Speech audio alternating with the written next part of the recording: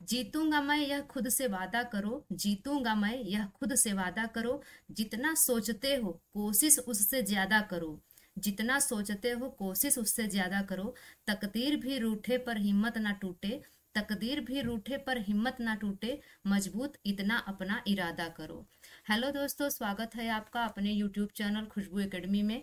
दोस्तों, आज की क्लास में हम पैडागॉजी के प्रश्नों को देखेंगे। ये प्रश्न देखने से आपको आइडिया मिल जाएगा कि सीटेट पेपर में इसी तरह के क्वेश्चंस पूछे जाते हैं। तो बने रहिए मेरे साथ लास्ट तक। चैनल पर अगर आप नए हैं तो चैनल को सब्सक्राइब करके नोटिफिकेशन के लिए बेल आइकन प्रेस कर लीजिए। अगर आपको वीडियो पसंद आए तो लाइक शेयर जरूर करिएगा। पहला प्रश्न कह रहा है, विकास के संदर्भ में निम्न में से कौन सा कथन सही है।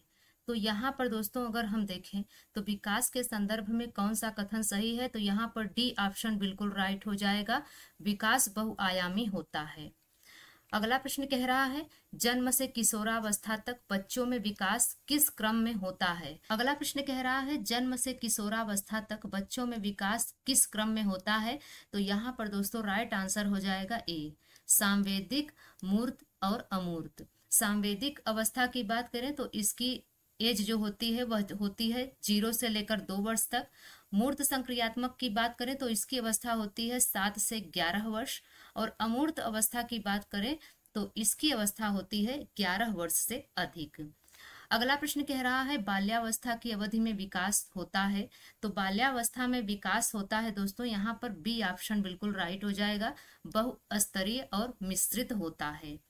अगला प्रश्न कह रहा है, विकास के विषय में निम्नलिखित में से कौन सा कथन सही है। तो यहाँ पर देखिए दोस्तों, राइट ऑप्शन बताना है आपको कौन सा हो जाएगा। यहाँ पर प्रश्न पूछ रहा है पॉजिटिव में, तो आपको उत्तर भी पॉजिटिव में ही देना है। तो यहाँ पर अगर हम विकास के विषय में कौन सा कथन सही है इसके बारे में अगर हम बात करें तो यहाँ पर ए ऑप्शन राइट हो जाएगा। बच्चों के विकास में बहुत सी सांस्कृतिक विधाएं होती हैं। अगला प्रश्न कह रहा है, निम्नलिखित में से मध्य बाल्यावस्था की अवधि का मुख्य प्रमाण चिन्ह कौन सा है। तो यहाँ पर दोस्तों राइट आंसर हो जाएगा बी, तर्कसंगत विचारों का विकास जो कि प्राकृतिक रूप से मूर्त है। ये होती है बाल्यावस्था की अवधि का मुख्य प्रमाण चिन्ह। अगला प्रश्न है, भाषा अर्जन एवं विकास के लिए सर्वाधिक संवेदनशील तेज सीखने की अवधि कौन सी होती है। तो यहाँ पर दोस्तों राइट आंसर हो जाएगा बी, प्रारंभिक बाल्यावस्था। प्रारंभिक बाल्यावस्था की बात करें दोस्तों तो इसकी एज होती है लगभग 3 से लेकर 6 वर्ष तक की। अगला प्रश्न कह रहा है, निम्नलिखित अवधि में से किसमें शारीरिक वृद्धि एवं विकास तीव्र गति से घटित होता है। तो यहाँ पर दोस्तों राइट आंसर हो जाएगा ए, शैशवावस्था एवं प्रारंभिक बाल्यावस्था। शैशवावस्था की बात करें तो इसकी एज होती है 0 से 2 वर्ष तक, यानी कि जन्म से 2 वर्ष तक की। और प्रारंभिक बाल्यावस्था होती है 3 से 6 वर्ष तक की। अगला प्रश्न कह रहा है, निम्नलिखित में से कौन सा विकास का सिद्धांत नहीं है। तो यहाँ पर देखिए दोस्तों, नहीं में प्रश्न पूछा गया है तो आपको आंसर भी नहीं में ही देना है। तो यहाँ पर आपका राइट आंसर हो जाएगा डी, विकास सार्वभौमिक है तथा सांस्कृतिक संदर्भ इसे प्रभावित नहीं करते हैं। अगला प्रश्न है, मानव विकास के संदर्भ में आनुवांशिकता तथा पर्यावरण की भूमिका के बारे में निम्नलिखित कथनों में से कौन सा सही है। तो यहाँ पर दोस्तों राइट आंसर हो जाएगा डी, आनुवांशिकता एवं पर्यावरण दोनों एक जटिल पारस्परिक क्रिया के रूप में मानव विकास को प्रभावित करते हैं। अगला प्रश्न कह रहा है, बाल्यावस्था की अवधारणा से क्या अभिप्राय है। तो यहाँ पर दोस्तों राइट आंसर हो जाएगा बी, समकालीन सामाजिक संरचनावादी मनोवैज्ञानिकों के अनुसार यह एक सामाजिक संरचना है। अगला प्रश्न कह रहा है, निम्नलिखित में से कौन सी मध्य बाल्यावस्था की विशेषता है। तो यहाँ पर दोस्तों राइट आंसर हो जाएगा सी, बच्चे तार्किक एवं मूर्त रूप से सोचना शुरू कर देते हैं। मध्य बाल्यावस्था की बात करें तो इसकी एज होती है 6 से लेकर 12 वर्ष। अगला प्रश्न कह रहा है, चालक गतिक विकास की दर में व्यक्तिगत विविधता होती है, फिर भी चालक गतिक विकास का क्रम डैश डैश डैश से डैश डैश डैश तक है। तो यहाँ पर दोस्तों राइट आंसर हो जाएगा सी, अपरिष्कृत स्थूल चालक विकास और परिष्कृत सूक्ष्म चालक विकास।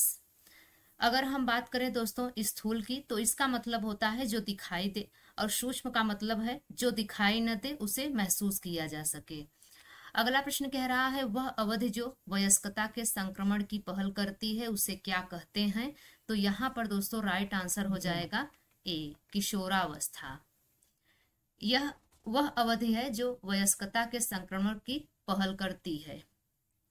अगला प्रश्न है निम्नलिखित में से कौन विकास के व्यापक आयामों की सही पहचान करता है? तो यहाँ पर दोस्तों राइट आंसर हो जाएगा ए, शारीरिक, संज्ञानात्मक, सामाजिक और संवेगात्मक। अगला प्रश्न कह रहा है निम्नलिखित में से कौन सा विकास का सिद्धांत नहीं है? तो यहाँ पर दोस्तों राइट आंसर हो जाएगा डी, विकास की सटीक गति एवं प्रकृति जन्म के समय ही निर्धारित हो जाती है, यह विकास का सिद्धांत नहीं है। अगला प्रश्न कह रहा है निम्नलिखित कथनों में से कौन सा विकास एवं अधिगम के बीच संबंध को सही तरीकों से सूचित करता है?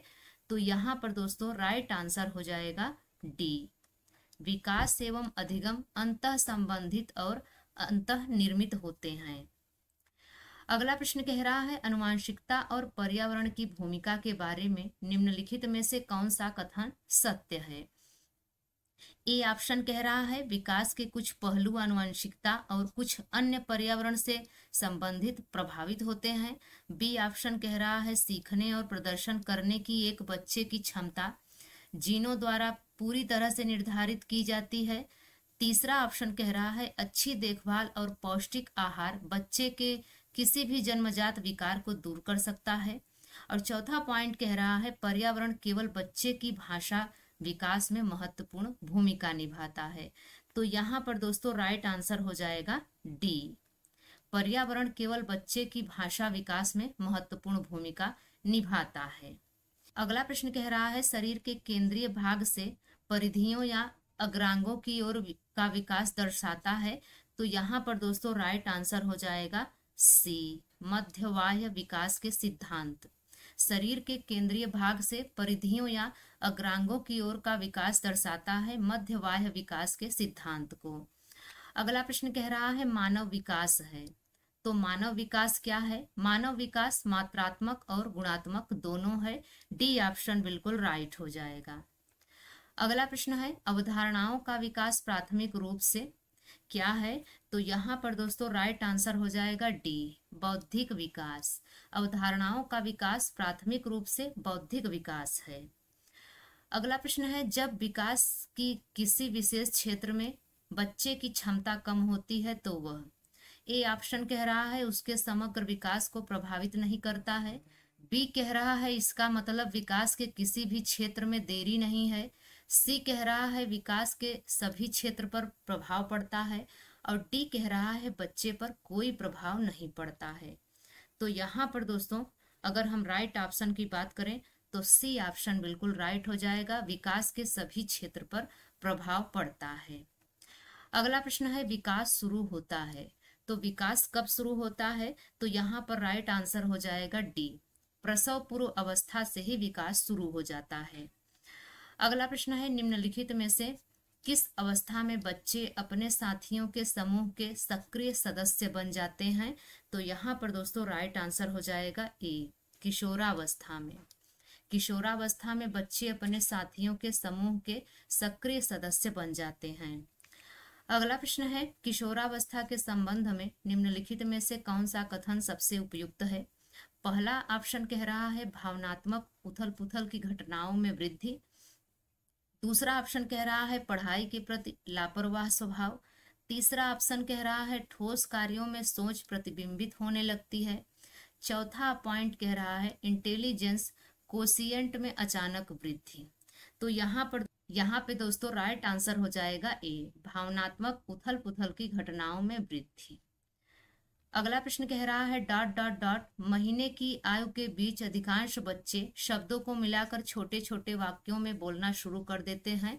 तो यहाँ पर दोस्तों राइट आंसर हो जाएगा बी, 18 से 24 महीनों की आयु के बीच अधिकांश बच्चे शब्दों को मिलाकर छोटे छोटे वाक्यों में बोलना शुरू कर देते हैं। तो दोस्तों ये रही आज की हमारी पैडागाजी की क्लास। आपको यह क्लास कैसी लगी आप कमेंट्स में ज़रूर बताइएगा। अगर यह क्लास आपको पसंद आई हो, आपको कुछ इससे मदद मिली हो, तो लाइक शेयर करके चैनल को ज़रूर सब्सक्राइब कर लीजिएगा। तो मिलते हैं किसी और वीडियो में, तब तक के लिए बाय एंड टेक केयर।